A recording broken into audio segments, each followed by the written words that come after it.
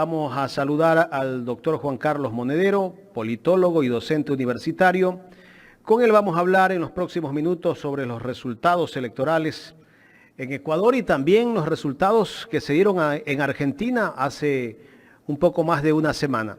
¿Cómo está, Juan Carlos? Gracias por darnos la oportunidad de conversar en esta mañana aquí en Ecuador en directo. ¿Cómo estáis? Un saludo desde Madrid. Excelente, Juan Carlos. Me gustaría empezar con lo que ocurrió en Ecuador, las elecciones de hace 16 o 17 días, donde justamente pues quedó como ganador el candidato de la derecha, Daniel Noboa. ¿Cómo analizar lo que vivió Ecuador en esa segunda vuelta, Juan Carlos? A pesar de todo el linchamiento mediático que recibió la candidata del progresismo, Luisa González, se ubicó con un 48%, y no solamente el linchamiento mediático que le hicieron, sino también utilizaron todos los poderes para tratar de que el progresismo no llegue a gobernar el Ecuador. Tenemos que reconocer con dolor y con preocupación el vaciamiento de nuestras democracias. No hay juego limpio. Decimos los politólogos cuando explicamos en la academia el funcionamiento de la democracia que tiene que haber elecciones libres, concurridas, plurales, limpias, igualitarias, y eso no se da, es mentira. Los medios de comunicación están en manos de pequeños grupos muy vinculados, ¿no?, a fondos de inversión, a bancos, a grandes empresas. Tenemos un entramado jurídico donde hay una parte de la judicatura que está también vinculada a sectores políticos de la derecha y de la extrema derecha que a su vez están vinculados a estos sectores mediáticos. Tenemos que igualmente esos sectores económicos compran una buena parte de las redes sociales y por tanto el fair play, el juego limpio, ese elemento previo que a partir del siglo XVIII empezó a configurar las democracias liberales, hoy no existe. No existe cuando desde las cloacas del poder se puede articular incluso un asesinato político para enredar el resultado electoral, para generar ruido, confusión y, bueno, pues quebrar un resultado electoral. No hay democracia cuando, como en España ocurrió, una fuerza política emergente de repente recibe el ataque articulado de periodistas, jueces, comisarios de policía, medios de comunicación, porque ya digo, se rompe ese elemento que permite a la democracia liberal expresar la voluntad ciudadana. Si aquellos que tienen que informar, repartir ideas y tener la capacidad después de articularlas para conseguir sociedades pacíficas no hacen su tarea, sino que muy al contrario, intoxican, confunden, mienten, siembran bulos, desestabilizan, la base de la democracia se ha quebrado. Y me temo que tanto en Ecuador como en Argentina eso ha ocurrido. Y entonces nos encontramos con que ganan supuestos outsiders, pero que son insiders. Son, por ejemplo, en el caso de Ecuador, bueno, pues gente que viene de tradiciones económicas, gente que tiene intereses clarísimos, gente que incluso ahora mismo la justicia está investigándolas, pero que todo ese entramado es capaz de colocarlas en el poder, presentándolas como si fueran una alternativa. Entonces, mucho tienen que mentir los medios de comunicación para que una persona que responde a la estirpe económica por excelencia de Ecuador se pueda presentar como una persona alternativa. De la misma manera que mucho tienen que mentir los medios de comunicación en Argentina para que un tipo como Milei, un tipo que a veces tiene incluso brotes psicóticos, ¿no?, pueda pasar a la segunda vuelta en una posición preeminente. Mucho tienen que mentir los medios de comunicación en España para que el candidato de la derecha sea un tipo que tiene fotos con un narcotraficante con el cual veraneaba durante muchos años. Sería imposible que tanto en Ecuador, en Argentina o en España hubiera un candidato de la izquierda que tuviera el palmarés, el currículum de, pues eso, de los Noboa, de los Milei o de los Abascal. Por tanto, como conclusión diría que o recuperamos las condiciones mínimas de la democracia o tenemos que dejar de llamar democracia a eso que estamos llamando democracia?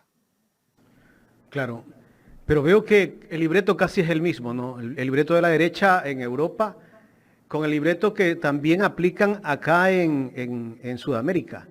Acá asesinaron a un candidato de ellos. Lo asesinaron, ¿para qué? Para perjudicar al progresismo, para perjudicar a la candidata del progresismo. Lo hicieron y salieron a acusar con los medios, con la prensa canalla, acusar de que el progresismo lo había asesinado. Y después asesinaron a los mismos criminales dentro de las cárceles. ¿Y qué salió a decir el propio gobierno? Que el progresismo había mandado asesinar a los criminales, cuando el que maneja las cárceles es el propio gobierno. Es como excesivo, ¿no? Es que a mí me recuerda con tristeza la emergencia del fascismo en Italia en los años 20, ¿no? Ese abuso policial, ese abuso judicial, ese abuso mediático es el que luego permitió la emergencia de un tipo como Mussolini o después de un tipo como Hitler. Y desgraciadamente, pues es verdad que la historia no se repite, pero rima, ¿no?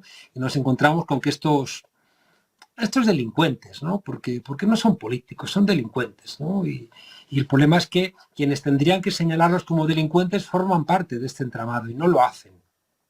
Luego se van, ¿no? Unos cuantos están viviendo aquí en España, ¿no? Después de haber hecho todo tipo de desmanes, ¿no?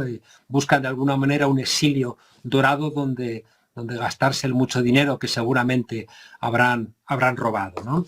Y como decía, tenemos una paradoja en todos nuestros países, y es que es la izquierda quien está defendiendo las democracias liberales, democracias que no permiten, por ejemplo, terminar como quisiera la izquierda con las desigualdades.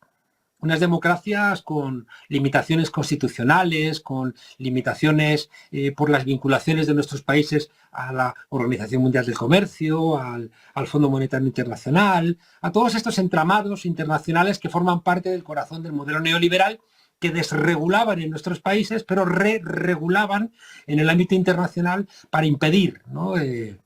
Sobre todo a través de los bancos centrales, las transformaciones estructurales de nuestros países. Bueno, pues resulta que la izquierda, que considera que nuestras democracias liberales son insuficientes, somos los que estamos defendiendo las democracias. Desde la academia, desde la política, desde la propia ciudadanía. O sea, la gente progresista está defendiendo estas democracias liberales vacías y en cambio es la derecha, que es la que se beneficia de la incapacidad que brinda esta democracia liberal para transformar las cosas, la que encima la está pateando.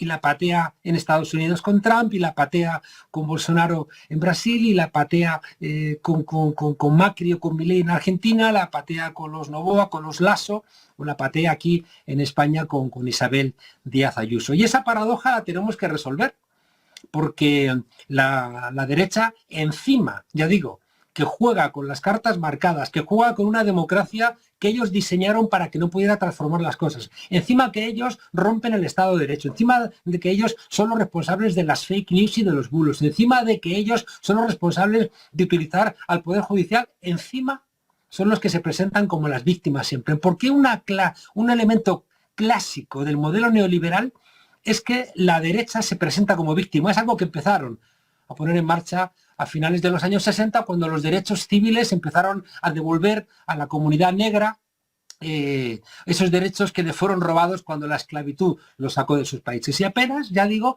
cuando a finales de los años 60 la comunidad negra empieza a ir a las universidades o empieza a reclamar el voto, se asustan, ¿no?, estas élites blancas y empiezan a presentarse a sí mismas como víctimas.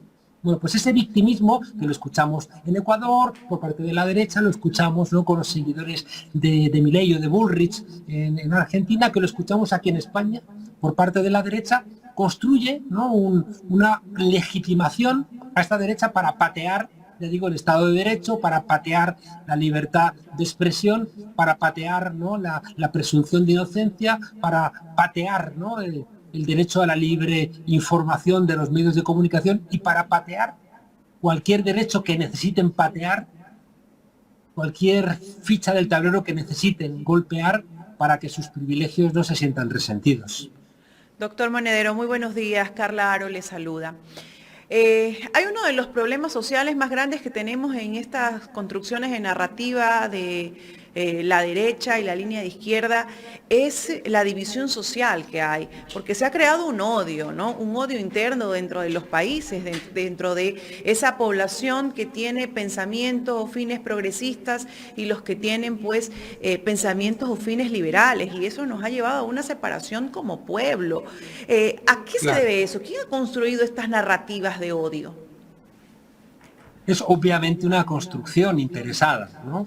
Miren, en los años 70, el modelo keynesiano, el de los estados sociales en Europa, el de los estados desarrollistas en América Latina, se interrumpe por la guerra de Yom Kippur, la guerra árabe-israelí, que hace que suban los precios del petróleo y la productividad se hunda.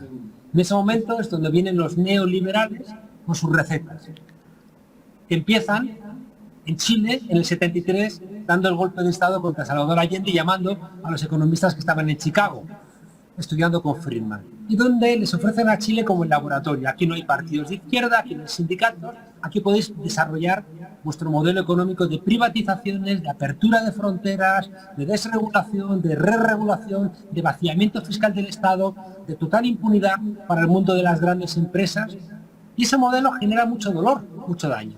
Y por eso, a partir de ese momento también, el modelo neoliberal empieza un brutal ataque mediático, que viene sobre todo marcado desde Estados Unidos, como decía antes, por el miedo a que la comunidad afrodescendiente empiece a asumir derechos, pero sobre todo por dos sucesos que marcaron un punto de inflexión en el control mediático norteamericano. Uno fue el Watergate, donde desde su perspectiva dijeron que era la última vez que periodistas independientes iban a tumbar al presidente de los Estados Unidos, o los informativos que todos los días daban noticia de los soldados norteamericanos muertos que regresaban envueltos en la bandera en aviones a su país. Y que esa información mediática generó pues el caldo de cultivo de la lucha contra la guerra de Vietnam. A partir de ese momento, ya digo, el modelo neoliberal comienza todo un discurso, ¿no?, de demonización de la izquierda. Pero eso no basta. Es muy importante entender que con la crisis de 2008-2009, con la crisis de la subprime, el modelo neoliberal se hunde. Y por tanto esa promesa que ellos habían explicitado de que iban a solventar los problemas del modelo keynesiano fracasan. Y entonces a los damnificados por el modelo neoliberal se suman los damnificados a partir de 2008 por ese propio modelo neoliberal. Y es a partir de ese momento donde empiezan a construir un discurso de que la culpa no es del modelo neoliberal, sino que la culpa es de los negros, los inmigrantes, la izquierda, los sindicatos, es decir, de cualquiera menos de los verdaderos responsables de poner en marcha ese disparate que ha sido el modelo neoliberal. Y entonces empiezan además a justificar algo, y eso es muy importante entenderlo, que viene de Hayek, del gran pensador, de Friedrich Hayek, que es el gran pensador neoliberal, pero que después lo va a retomar Margaret Thatcher, lo va a encarnar y lo va a convertir en políticas públicas. Decía Hayek que la sociedad no existía. Y que al no existir la sociedad, ideas como la justicia social, lo que eran era comunismo. Y entonces estos pensadores, y ahí están los Lasso, los Lenín Moreno, están por supuesto los Milley, dicen, a ver, si la sociedad no existe, cuando tú quieres aplicar la justicia social, lo que estás haciendo es inyectando elementos externos al mercado, porque lo único que existe es el mercado, y si tú intervienes en el mercado, rompes la libertad. Y al final esta gente, en nombre de la libertad, que se convierte en una libertad individual y además nihilista, porque el modelo neoliberal ha roto el cemento social del respeto mutuo. El modelo neoliberal, 20 años de modelo neoliberal, donde te han dicho que lo público no funciona, que el bien común no funciona, que la fraternidad es de idiotas, que los partidos de izquierdas son, pues eso, enemigos de la libertad. Cuando tú de repente no tienes herramientas intelectuales para la ayuda mutua y para la convivencia, cuando de repente viene la crisis de 2008, no tienes que respetar a nada. Y ella aparece un Donald Trump diciendo, yo puedo matar a alguien en la calle y nadie me va a decir nada. Te pueden salir los Bolsonaro diciendo, beban lejía, que se van a curar del COVID-19. Te van a venir los Lasso a decir, aquí yo tengo derecho a tener dinero en los paraísos fiscales y lo que tienen ustedes que hacer es comportarse como yo. Entonces, en ese nihilismo social, en esa oferta que hace la derecha de sálvese quien pueda, cuando llevamos 50 años debilitando las ideas colectivas, el bien común, lo público, lo que queda es un sálvese quien pueda. Y entonces ese sálvese quien pueda, lo que además articula es el odio a los que quieren frenar esa supuesta libertad tuya a hacer lo que te dé la gana. Y es donde aparece el modelo libertad o comunismo. Es decir, la libertad de hacer lo que te dé la gana, no pagar impuestos, robar, tener el dinero fuera, asesinar a un líder político, incluso de los tuyos, y que cuando alguien te dice que eso no está bien, dices, no, no, es que esto usted yendo contra mi libertad. Y por eso en un lado está la libertad y en el otro están los comunistas. Y eso es un modelo que se repite con Trump insultando a los demócratas, Milei insultando incluso al Papa. Lo encontramos con los Noboa, los Lasso, los Lenín Moreno insultando, ¿no?, a Luisa, insultando a Arauz, insultando a Correa, ¿no?, pese a que ya está fuera. Lo vemos en España, ¿no?, con Isabel Díaz Ayuso insultando al Partido Socialista, ¿no?, y diciendo en esas mentiras, rompen España, rompen. O sea, el otro día, en esta locura nihilista, ya digo, en esta locura de decir, tengo derecho a mi libertad, me están robando mi libertad, dijo el otro día de Isabel Díaz Ayuso, es que van a desaparecer los españoles. Ya es como, ¿no?, es como un intento de decirle a la gente, salid a la calle con vuestras escopetas porque van a por vosotros, ¿no? El modelo solamente se sostiene con este discurso ronco, porque fijaos, y esto casi es lo más importante que quería compartir con vosotros, en el momento en que ya la moral no vale, en el momento en que la ética ya no vale, en el momento en que el propio gobierno puede mandar a matar a uno de los suyos para que la izquierda no gane las elecciones, al final la única moral que les sirve es juntarse entre ellos y gritar lo morales que son. Y por tanto, en esa cacofonía, en ese ruido, en ese grito, ¿no?, a veces lo sorprendente es que nada siga todavía en pie.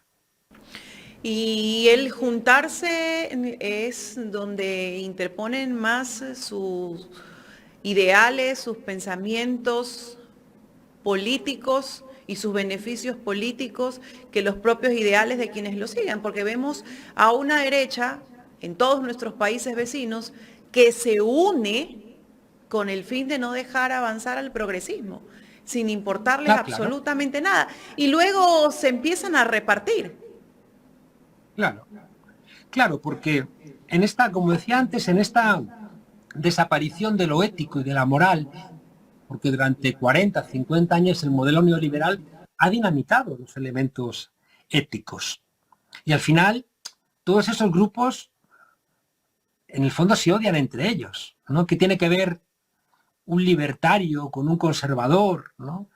¿Qué tiene que ver se odian pero se unen. Claro, porque les une el odio. O sea, ¿cómo puede ser que un evangelista, que supuestamente es un defensor de la familia, del orden, de la moral, apoya a un tipo como Trump, que es un consumidor de prostitución, un ladrón de lo público y un enemigo de cualquier tipo de orden moral?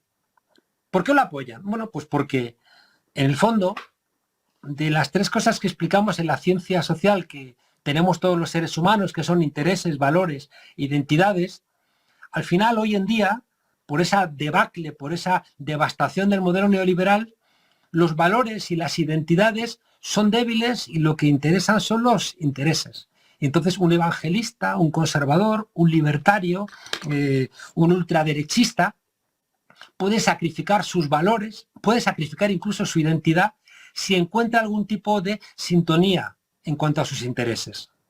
La derecha europea, igual que la derecha latinoamericana, siempre ha sido antijudía. Siempre ha tenido una concepción de la raza en nombre de la pureza. Siempre han sido racistas. ¿Qué hacen hoy defendiendo a Netanyahu? ¿Qué hacen hoy defendiendo a un genocida como el presidente de Israel? Bueno, renuncian a sus intereses, renuncian a sus valores, pero coinciden en este momento de crisis del modelo neoliberal con alguien que pone en marcha una política que ellos querrían poner en sus países. Una política colonialista, racista, violenta, donde no se reconocen derechos humanos, donde el poder judicial está al servicio, ¿no?, de ese derecho penal del enemigo, donde el ejército tiene impunidad. Es decir, se nos ha desbaratado, ¿no?, el entramado moral, y la derecha, ya digo, ha renunciado a cualquier tipo de respeto a su propia identidad, y ahí están, juntándose para repartirse el botín, porque si la derecha nos ha contado que ellos eran el orden, la familia, la religión, ¿cómo pueden robar tanto al Estado? ¿Cómo pueden matar?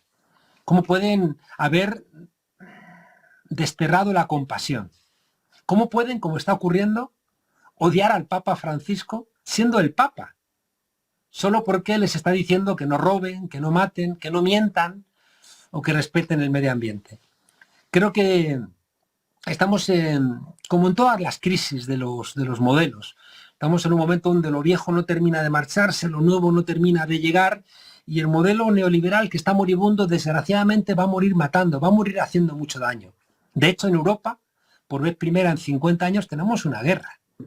Y estamos viendo delante de nuestros ojos la masacre en Palestina. ¿Cuántos niños tienen que morir en Gaza para que la comunidad internacional le diga a Netanyahu que no puede comportarse así? Por tanto, creo que con un cierto pozo de pesimismo, aunque de pesimismo esperanzado, creo que los pueblos tienen que hacerse conscientes, organizarse y volver a pensar en términos de futuro, porque es que si no, no va a haber planeta en el cual habitar. Sin duda alguna hay que hacer un análisis bastante extenso. Doctor, usted hablaba hace un momento de corrupción, de todo lo que ha hecho pues la derecha, pero también esta derecha creó una narrativa y asoció a la izquierda, al progresismo, con narcotráfico, con corrupción, cuando ellos han sido pues los primeros que han estado envueltos en este entramado de situaciones negativas. Y por ejemplo es el caso del Ecuador, ¿no?, donde por ejemplo el presidente Lasso hablaba de corrupción en el gobierno del presidente Correa. De hecho, en el de Moreno también, donde se acusa a un presidente por influjo psíquico, algo que literalmente no tiene pies ni cabeza. Pero hemos visto, por ejemplo, un gobierno de Ecuador donde se manifiestan por diversas investigaciones que hay incluso por ahí cierta intervención del gobierno con la mafia albanesa, por ejemplo, que es uno de los casos que se vive aquí en el Ecuador. Entonces, ¿qué es lo que cree el pueblo? El pueblo cree lo que le dicen los medios de comunicación, lo que le dicen las redes sociales, lo que le dicen las iglesias y lo que le dicen unos partidos que están por lo general pues de alguna manera descalificados, ¿no? Porque hay una crisis de los partidos que les dificulta esa tarea de ser intermediarios sociales, ¿no? Al final la gente pues escucha y esa lluvia fina va calando, ¿no? Y al final pues terminas por sospechar, ¿no?, de los tuyos, porque si todos los días, desde por la mañana, te están bombardeando con esas informaciones, pues no tienes otra. Debiera aprender la izquierda de lo que hace el presidente López Obrador en México, ¿no?, donde todos los días a las 7 de la mañana, lo que llaman las mañaneras, comparece él con una parte de su gabinete para explicarle al país las políticas y los problemas que existen, ¿no? Y entonces él es el que inaugura la agenda. Por tanto, es cansado, requiere mucho esfuerzo, pero es que si no haces eso, si no le presentas al país tu propia opinión, la construyen unos medios de comunicación que no tienen ningún tipo de pudor en mentir. Lo que usted dice del narcotráfico en España, Núñez Feijóo, el líder de la derecha, tiene fotos con un narcotraficante, cuando las mujeres estaban en la calle, las madres contra la droga, luchando contra un tráfico que mataba a sus hijos. Pues en ese momento donde las madres gallegas estaban en la calle peleando contra los narcotraficantes, el líder de la derecha española estaba veraneando con uno de los principales narcotraficantes de cocaína de España. ¿Y por qué se permite? ¿Usted cree que un solo líder de la izquierda podría presentarse a las elecciones si tuviera una foto al lado de un narco? ¿Cree usted que cualquier líder de la izquierda en cualquiera de nuestros países podría presentarse a las elecciones si tuviera una foto veraneando con un narcotraficante? Es imposible. ¿Qué hace la diferencia? Pues los medios de comunicación. Es que es evidente. O sea, la diferencia es los medios que ocultan, blanquean, mienten, tergiversan, hacen entrevistas brutales a unos, hacen entrevistas llenas de jabón a otros, no hay repreguntas, les dejan mentir y no les interrumpen, o como venimos planteando, el periodismo en buena parte de nuestros países sienta en la misma mesa al que dice la verdad y al que miente. Dice, no, yo soy neutral. Yo siento los dos puntos de vista. Y dices, no, tú como periodista eres una basura, porque un periodista lo que tiene que hacer es, si uno dice que llueve y otro dice que no llueve, es abrir la ventana y ver si llueve. Y si está lloviendo, al que dice que no llueve le dice, usted no puede hablar porque usted es un mentiroso. En cambio, en esta lógica periodista de la derecha, ya digo, ponen al mismo nivel a la víctima y al victimario, al que dice la verdad y al mentiroso, al que roba y al que lucha contra la corrupción, y eso genera una enorme confusión donde la ciudadanía piensa que todos los políticos terminan siendo iguales y donde al final la mayor capacidad de incidir gracias al dinero por parte de la derecha hace esa pequeña diferencia.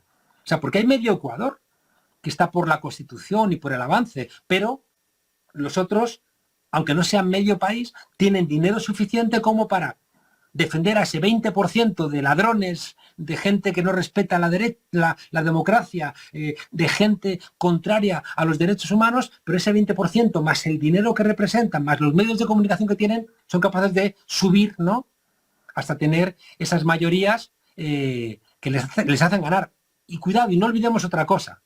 No solamente utilizan el dinero y los medios de comunicación para que les voten a ellos, sino porque, como saben que hay gente que nunca les va a votar a ellos, dedican una buena parte de sus recursos a que los que iban a votar a la izquierda nunca lo hagan, generando sospechas, ataques, insultos, infundios, acusaciones, donde al final la gente que podría haber votado, no sé, a Luisa González dice, no lo voto porque tampoco me convence del todo, ¿no? Ya digo, estamos luchando contra gigantes, no contra molinos de viento. Y igual que hace un siglo nos planteamos la lucha por el sufragio universal, o nos planteamos hoy la lucha por unos medios de comunicación libres o plurales, o perdemos la democracia y volveremos a ser súbditos.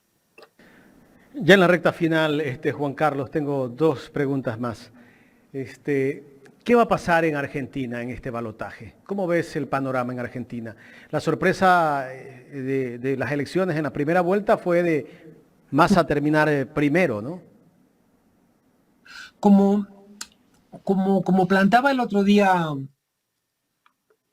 el expresidente José Mujica, Pepe Mujica, la capacidad del peronismo tiene algo de mágico, ¿no? O sea, el peronismo funciona como una identidad, ¿no?, argentina muy profunda, que cuando alguien la insulta y cuando alguien la denosta, pues genera una reacción capaz de colocar a Massa en una posición preeminente, que no deja de ser sorprendente, ¿no? Porque no deja de ser el responsable de una inflación del 130, 140%, lo cual en cualquier otro país hubiera bastado para garantizar su derrota, ¿no? Claro, Milei es un tipo tan exagerado, ¿no? Es un tipo que ha vendido la piel del oso antes de cazarla. Le ha pasado a Milei algo parecido a lo que le pasó a la extrema derecha en España, donde, claro, cuando tú amenazas si ganas con el apocalipsis, pues hay gente que le gustará el apocalipsis, pero a mucha gente no le gusta el apocalipsis porque no tiene muy buena prensa, ¿no? Entonces en España la extrema derecha dijo que si ganaban iban a prenderle fuego a Cataluña. Bueno, pues Cataluña es un granero de votos y mucha gente en España dice, oye, no queremos que prendas fuego a Cataluña, ¿no? Y por tanto esa arrogancia, esa soberbia que es tan propia de la derecha le hizo perder votos. Y yo creo que en Argentina ocurrió algo similar, ¿no? Este señor, ¿no?, saliendo insultando al Papa, por ejemplo, ¿no?, que es un valor argentino. Es que tener un Papa de tu propio país, ¿no?, que habla tu idioma, que tiene tu sensibilidad, que conoce los barrios, que conoce los problemas del país y que tú le insultes, ¿no?, como si fuera un ogro, pues eso tampoco genera muchos apoyos. Si encima, ya digo, haces promesas que no estás clarificando cómo las vas a llevar a cabo, ¿no? Como la dolarización, ¿no? O planteas que vas a desmantelar el gobierno y dejas la sensación de que le vas a entregar el país a los empresarios, bueno, pues has vendido la piel del oso antes de cazarlo. En ese sentido, los Noboa han sido más inteligentes, ¿no? Porque seguramente piensan igual que Milei, pero no lo han dicho, ¿no? Y los medios se han encargado de cubrirle de alguna manera y darle esa pátina, ¿no? De respetabilidad, porque si seguramente hubiera dicho lo que realmente piensa, pues esa diferencia estrecha que ha habido entre este candidato que ha ganado y Luisa González, pues seguramente se hubiera zanjado a favor de Luisa González. Bueno, te cuento que acá es un enigma el próximo gobierno de Noboa, porque 17 días de haber ganado una elección no ha hablado. Se ha ido de viaje a visitar algunos países, gobiernos, para buscar porque cooperación. El gobierno no es de él. El gobierno no es de él. Son títeres, son como Peña Nieto en México. Son intereses económicos que buscan un candidato títere que más o menos pueda representar el papel, y ahora se estarán peleando entre ellos quién se queda los ministerios, quién se queda las empresas públicas, quién se queda lo que quede por repartir del botín. Entonces él se va y se quedan los que realmente mandan, seguramente despedazándose entre ellos a ver quién se queda con la recompensa. Claro. Finalmente, ¿qué significa Rafael Correa para el progresismo?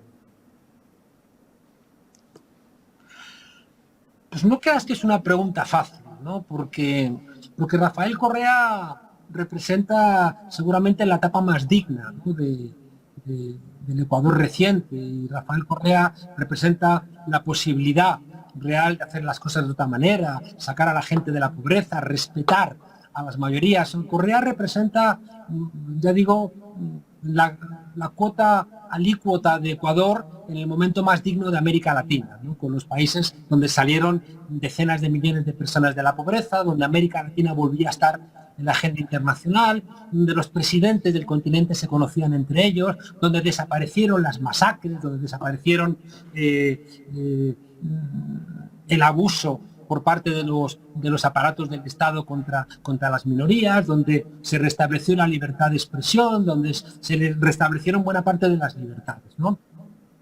Ahora la pregunta más compleja es, bueno, ¿en qué medida el correísmo tiene que seguir alimentando nuevos liderados, ¿no? Es decir, que creo que para mí mi experiencia en todo el continente latinoamericano y también en España es que cuando falla el partido movimiento termina fallando el gobierno.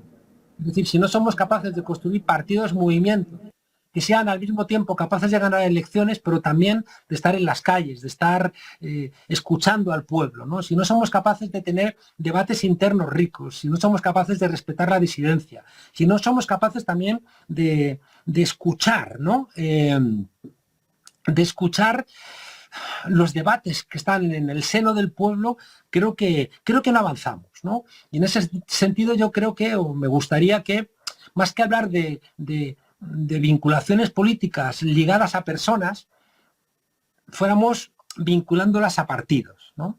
Es decir, fuéramos capaces de ampliar la base, ¿no? El correísmo supuso un núcleo muy poderoso, pero creo que hay que ampliarlo. Por ejemplo, creo que es esencial ampliarlo con las mujeres. Y las mujeres tienen agendas propias, que no siempre los hombres las entienden.